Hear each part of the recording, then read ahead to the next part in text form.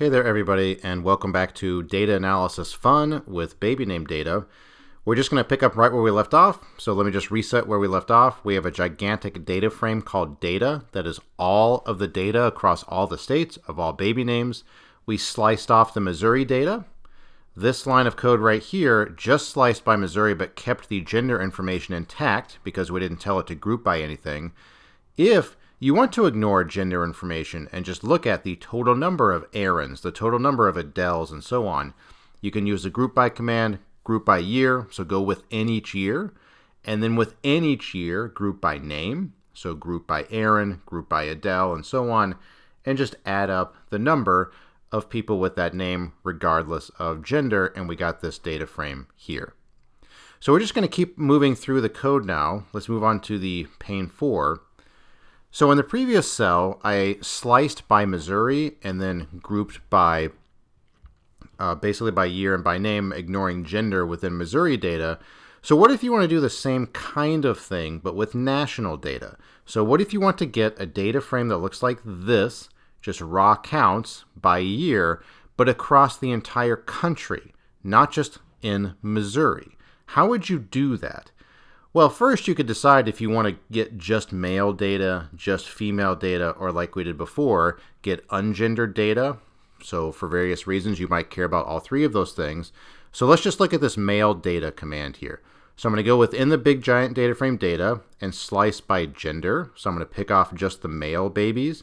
And then notice what I do. Group by, again, year first. So within 1910, within 1920, whatever. And then group by name. And then we're going to add up the numbers.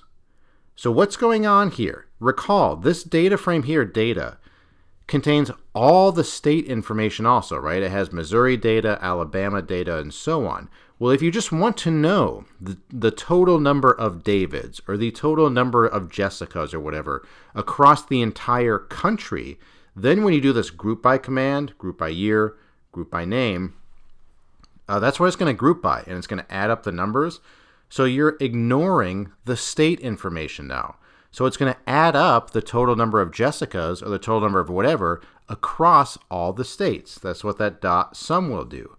You're basically telling it like, hey, I don't care about that state column anymore. Add everything up. Add up all the Jessicas and so on. And since we started by slicing by males first, and notice there's a data M right there, right? So data M equals the male data, so group by within data M. Since we've sliced by males first, it's doing just male names across all the states. Similarly for females, this here, this data NG for no gender, if you like, this is just grouping by year name without slicing by gender ahead of time. So this is ungendered data here. I didn't slice out males or females, so it's just going to add up all the Jessicas, all the Taylors, regardless of male or female. So it's going to go across every state and across all the genders and add things up. So let me just run this, and let me just show you once it's done running. There's a lot of data for it to process here, so that star means it's thinking about it. It's going to take it a second to think about all those things. And now let me just show you what like data M. What is that? Run that. Notice it's a data frame with 3 columns, a year, a name, a number. So it's ignoring states. So there were 111 Aarons across the entire country in 1910. 138 Abrahams across the entire country in 1910. Right? That's what that dot sum did. It added up across all the states. If I do data F instead and run that, it's the same kind of setup, but now here are the female names. And again, this number here is now the total number added up across the entire country. So 937 Adas in 1910 in the United States. And finally, data NG, same thing, except now it just includes all the data ungendered. So there were 111 Aarons of both male and female in 1910. I suppose there were no females here, right? Scroll down.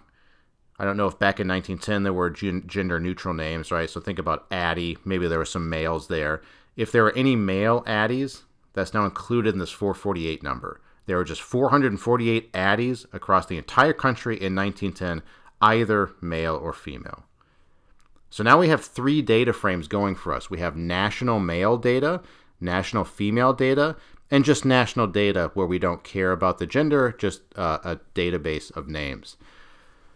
So again, one nice thing about JupyterLab notebooks here is that since I have run this cell, data M, data F, and data NG are available for our use as we move throughout the rest of this code. So we can reference them and Python knows what we're talking about. Okay, so let's move on now. Okay, so now let's move on to a question about popularity. So this cell will tell you the most popular US name in a given year.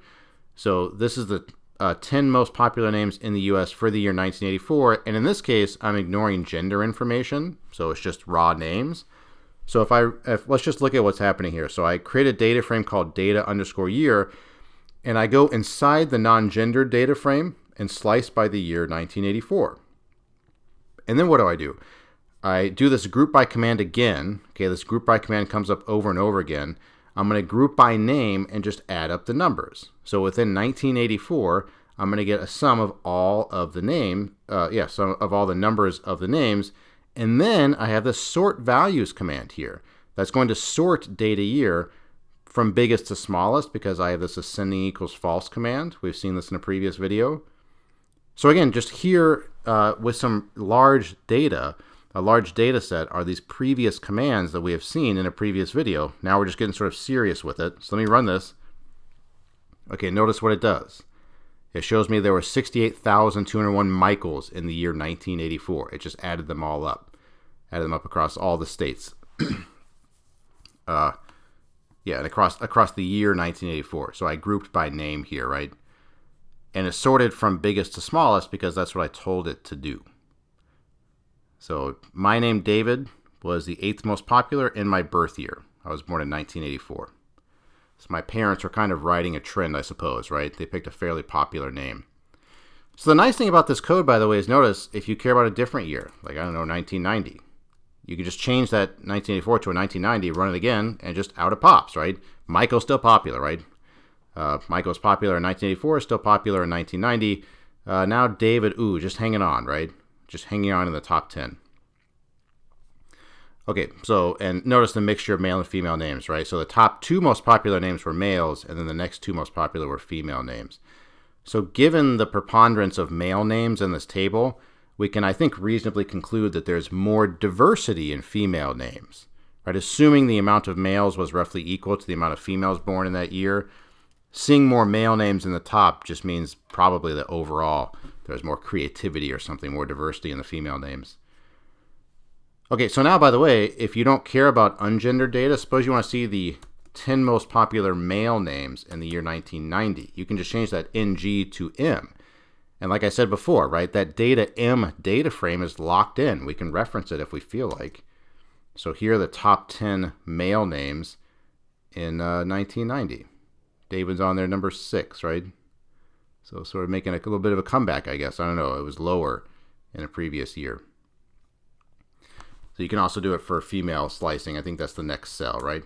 So anyway, just again, if you want to think about popularity of names, you can use a group by command and then the sort function, right, that we've seen before. Okay, so speaking of female names, here's the same code, but I've just changed that NG to an F and changed the year to 2003. So if I run that, in 2003, Emily, most popular, and Samantha was the 10th most popular. This, by the way, is pretty fun to play with, right? It's just sort of fun to see over time. Let's look at 1910. That's where the data starts. I wonder if any of these would be on there. Maybe Emma? I don't know. Maybe Abigail? Let's see. No. Okay, so in 1910, Mildred, okay, in the top 10. Not particularly popular now, right? Helen, Mary, of course. Mary's always popular. Anyway. Okay, so here's how you can get the most popular names. However many you want, by the way, right? This 10 is controlling what's shown to you. If you want the top 20, you can put a 20 in there, and there's the top 20. Okay, Florence, Ethel, right? My goodness. Louise, right? 1910, Edna, in the top 20 in 1910. Okay, here's the top 5.